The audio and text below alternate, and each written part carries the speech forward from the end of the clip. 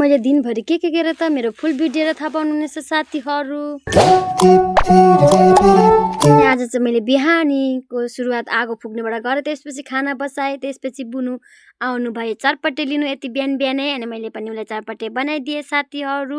अनि कसैलाई चाहिँ चरपटे खानु बिहान बिहानै पनि खानु मन लाग्छ नि त, मलाई पनि मन लाग्यो, तर पहिले जतिको चाहिँ म खाँदिनँ, किनभने आफ्नैमा भएर होला कि त्यति वास्ता लाग्दैन हो चरपटेको साथीहरू। मलाई मात्र हो कि हजुरहरूलाई पनि यस्तो हो कि म त, अनि म पनि गरे खानु मन, नत्र त्यति प्रायः जस्तो खानु मन लाग्दैन क्या। त्यसपछि चटपट बनाइदिइसकेर लसुन केलाउन थालेँ म सब्जीको लागि क्या साथीहरू। म चाहिँ खाना बसाएर लसुन केलाउँछु नि।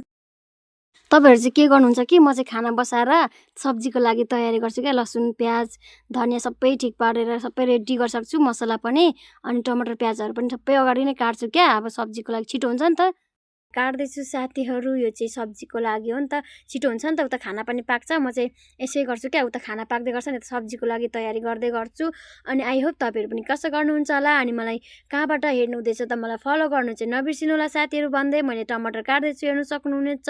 अनि अघि ठिक पारेको मसला पनि मैले पिसेर मैले रेडी गरिसकेँ, हेर्नु सक्नुहुनेछ। अनि मैले तरकारीको लागि तेल कराई बसेर तेल लगाइसकेँ साथीहरू।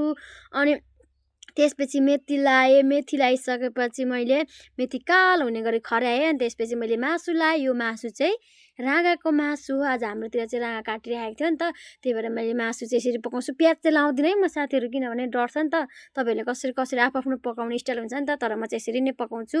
अनि त्यसपछि उयोहरू सबै लगाएँ, नुन बेसारहरू लाएँ, अनि टमाटर प्याजहरू एकछिन पछि लाएँ। त्यसपछि अनि चुलो पोत्नु पर्यो भने, अनि त्यसपछि त्यो के भन्छ त्यो चुलो ग्यास चुलो छोप्ने थियो नि त, हो त्यो झुम्रो पनि मैले धुँदैछु साथीहरू। कस्तो फोहोर भइरहेको थियो क्या, अनि आज चाहिँ सबै सफा गर्नु पर्यो भनेर मैले झुम्रो पनि धुएँ साथीहरू, हेर्नु सक्नुहुनेछ।